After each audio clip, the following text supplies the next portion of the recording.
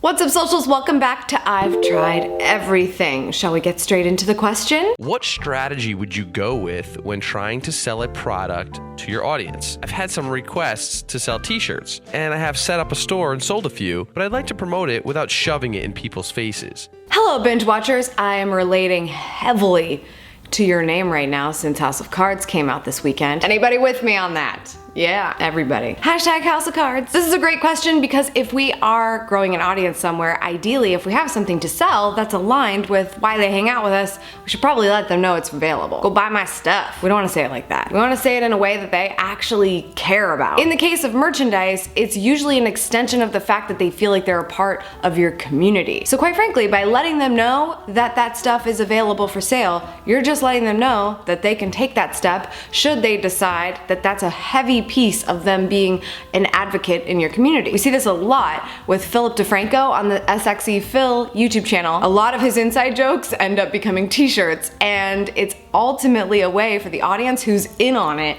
to go and advocate for that really silly, funny message that's now going to be on a t-shirt and out of context in the real world. But it's a cool part of why people are a part of the community, is that he makes them feel like they are a part of it, and therefore the t-shirts are an extension of that. So when it comes to YouTube, these are kind of the lines that you need to look at because this is what's going to be most accepted in the community. But I would actually challenge you to think outside of the YouTube channel as well. One of the really big things that I do is I'm constantly growing my email list because I know that that's a venue where people like to hang out and buy stuff. So I'm going to continue the relationship there and build a personal email-based relationship with them there. So not only are they watching videos, but they're getting nice little notes from me in their inbox. And sometimes those emails include something that's available for sale. It just is, because that's where I'm gonna let somebody know that said, I like you, I trust you, I wanna know everything that's going on, I wanna get your emails. And in a place like that where I'm continuing to connect you with value, whether it's a new video or another piece of content that I created for free, or a product that happens to be out and will help you with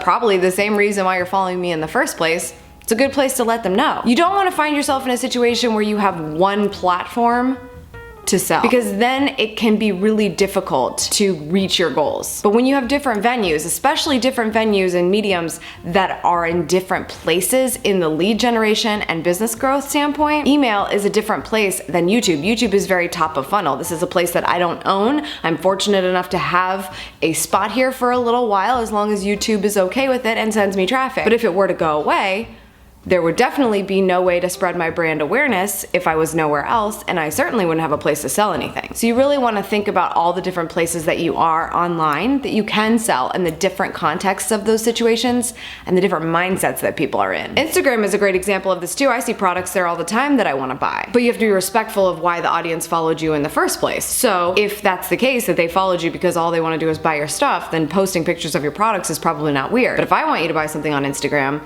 and I don't treat it like a place where I post things that are for sale, and that's not why people are following me, I need to take a different approach. So just always consider the venue that you're in, and then give credit to your product being a piece of value that your audience wants. Because when you start thinking of it that way, and not necessarily as something that's just trying to make you money, of course you need to sustain your business. But you're creating something that's actually in demand by your audience. But it's only in demand if you understand why and how they want to hear it from you. I hope that helps, binge watchers. Thanks so much for the question. If you would like to submit a question to I've Tried Everything, leave a comment below and I will be looking for them. If you'd like to send me a video question, shoot me an unlisted YouTube video, around 30 seconds or less, to amy@savvysexysocial.com. All the details in the description below. That's all for today, socials. Thank you so much for tuning in. I appreciate it as always, and I'll see you tomorrow.